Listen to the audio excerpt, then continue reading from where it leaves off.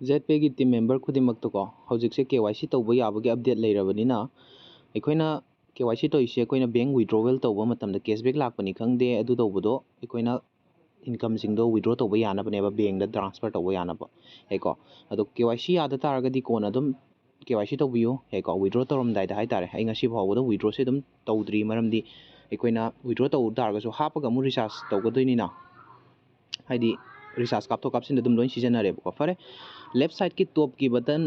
top ता अखोइना सिदैसा सखै अहुम सिंगेको सिसे नंबिरो अदुगा bank KYC सिदैसा नंबिरो हेको सि हाइद्रिङै ममांगदे केमतंग हाइजौगे सिगी fun wallet चा सिदैसा लुपा 8 याउदबदि यादे हेको 7 याउदबा यादेबा KYC की चार्ज से अदु लेफ्ट साइड की टॉप की सखै अहुम से नंबिरो देन KYC लाओ हेको अदुगा इसागी MUNPS तौबसिना अखोइना पान की नंबर ने हेको सि सुमना नंबिरो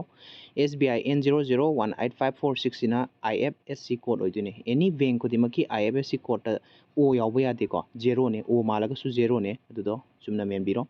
देन बैंक ममिंग लेरे अदुगा अकाउंट नंबर सिगम सुमना मेंबियोको अदुगा अपडेट तौबिरो लुपा 8 चंगनिको अपडेट तौबा मतमदा सिसेमा